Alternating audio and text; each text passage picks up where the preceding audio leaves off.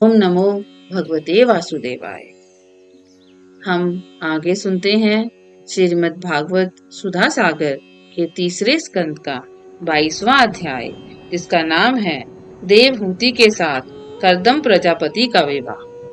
मैत्री जी कहते हैं, विदुर जी, इस प्रकार जब कर्दम जी ने मुन्नू जी के संपूर्ण गुणों और कर्मों की श्रेष्ठता का वर्णन किया, तो उन्होंने उन निर्वृत्ति परायण मुनि से कुछ सकुचा कर कहा।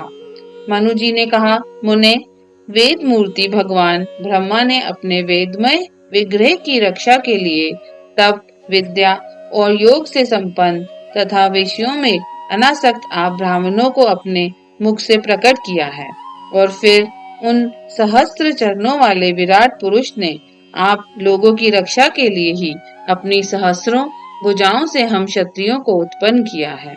इस प्रकार ब्राह्मण उनके हृदय और क्षत्रिय शरीर कहलाते हैं। अतः एक ही शरीर से संबंध होने के कारण अपनी अपनी और एक दूसरे की रक्षा करने वाले उन ब्राह्मण और क्षत्रियों की वास्तव में श्री हरि ही रक्षा करते हैं, और जो समस्त कार्य कारण रूप होकर भी वास्तव में निर्विकार हैं। आपके दर्शन मात्र से ही मेरे सारे संदेह दूर हो गए, क्योंकि आपने मेरी प्रशंसा के मिस से स्वयं ही प्रजा पालन की इच्छा वाले राजा के धर्मों का बड़े प्रेम से निरूपण किया है। आपका दर्शन अजितेंद्रिय पुरुषों को बहुत दुर्लभ है। मेरा बड़ा भाग्य है जो मुझे आपका दर्शन हुआ और मैं आपके चरणों की मंगलमयी रज अपने सिर पर चढ़ा सका। मेरे भाग्योदय से ही आपने मुझे राजधर्मों की शिक्षा देकर मुझ पर महान अनुग्रह किया है, और मैंने भी शुभ प्रारब्ध का उदय होने से ही आपकी पवित्र वाणी कान खोलकर सुनी है। मुने, इस कन्या के स्नेहवश मेरा चित्त बहुत चिंताग्रस्त हो रहा है, अतः मुझ दीन की यह प्रार्थना आप कृपा पूर्वक सुने। यह मेरी कन्या, जो प्रियव्रत और उत्तान पाद की बहन है, अवस्था, शील और गुण आदि में अपने योग्य पति को पाने की इच्छा रखती है।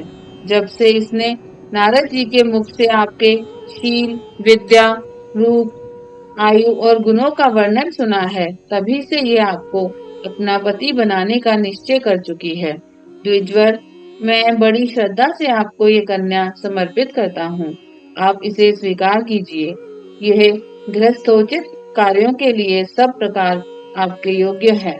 जो भोग स्वतः प्राप्त हो जाए, उसकी अवहेलना करना विरक्त पुरुषों को भी उचित नहीं है। फिर विषयासक्ति के तो बात ही क्या है। जो पुरुष स्वयं प्राप्त हुए भोग का निरादर कर फिर किसी कृपण के आगे हाथ प्रसारता है, उसका बहुत फैला हुआ यश भी नष्ट हो जाता है, और दूसरों के तिरस्कार से भान भंग भी होता है। विद्वान, मैंने सुना है आप विवाह करने के लिए उद्यत हैं। आपका ब्रह्मचर्य एक सीमा तक है। आप नैष्ठिक ब्रह्मचारी तो है नहीं, इसलिए अब आप इस कन्या को स्वीकार कीजिए। मैं इसे आपको अर्पित करता हूँ। श्री कर्दम मुनि ने कहा, ठीक है, मैं विवाह करना चाहता हूँ, और आपकी कन्या का अभी किसी के साथ वारदान नहीं हुआ है, इसलिए हम दोनों का सर्वश्रेष्ठ ब्रह्म विधि से विवाह होना उचित ही होगा। राजन, वेदोक्त विवाह विधि में प्रसिद्ध जो द्रव्यनामी ते इत्यादि मंत्रों में बताया हुआ काम है, वह आपकी इस कन्या के साथ हमारा संबंध होने से सफल होगा। भला जो अपनी अंग कांति से आभूषण आदि की शोभा को भी तिरस्कृत कर रही है, आपकी उस कन्या का कौन आदर ना करेगा। एक बार यह अपने महल की छत पर गेंद खेल रही थी। गेंद के पीछे इधर उधर दौड़ने के कारण इसके नेत्र चंचल हो रहे थे तथा पैरों के पायजेब मधुर झनकार करते जाते थे। उस समय इसे देखकर विश्वावसु गंधर्व मोहवश अचेत होकर अपने विमान से गिर पड़ा था। वही इस समय यहाँ स्वयं आकर प्रार्थना कर रही है। ऐसी अवस्था में कौन समझदार पुरुष इसे स्वीकार न करेगा। यह तो साक्षात आप महाराज श्री स्वयंभू मनु की दुलारी कन्या और उत्तान पाद की प्यारी बहन है, तथा ये रमणियों में रत्न के समान है। जिन लोगों ने कभी श्री लक्ष्मी जी के चरणों की उपासना नहीं की है, उन्हें तो इसका दर्शन भी नहीं हो सकता। अतः मैं आपकी इस साध्वी कन्या को अवश्य स्वीकार करूंगा, किंतु एक शर्त के साथ। जब तक इसके संतान न हो जाएगी, तब तक मैं गृहस्थ धर्मानुसार इसके साथ रहूंगा। उसके बाद भगवान के बताए हुए संन्यास प्रधान, हिंसा रहित, शम दान दमादि धर्मों को ही अधिक महत्व दूंगा, जिनके इस विचित्र जगत की उत्पत्ति हुई है, जिसमें ये लीन हो जाता है और जिनके आश्रय से ये स्थित है। मुझे तो वह प्रजापतियों के भी पति भगवान श्री अनंत ही सबसे अधिक मान्य हैं। मैत्रेय जी कहते हैं, प्रचंड धनुर्धर विदुर करदम जी केवल इतना ही कह सके, फिर वह हृदय में भगवान कमल नाभ का ध्यान करते हुए मौन हो गए। उस समय उनके मंद हास्य युक्त मुख कमल को देखकर देवहूति का चित्त लुभा गया। मनु जी ने देखा कि इस संबंध में महारानी शतरूपा और राजकुमारी की स्पष्ट अनुमति है, अतः उन्होंने अनेक गुणों से संपन्न करदम जी को उन्हीं के समान गुणवती कन्या का प्रसन्नता पूर्वक दान कर दिया।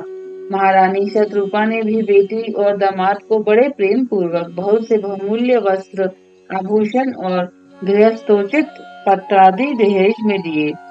इस प्रकार सुयोग्य वर को अपनी कन्या देकर महाराज मनु निश्चिंत हो गए।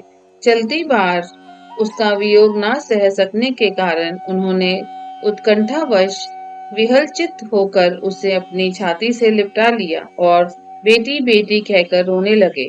उनकी आंखों से आंसुओं की झड़ी लग गई और उनसे उन्होंने देवहूति के सिर के सारे बाल भिगो लिए।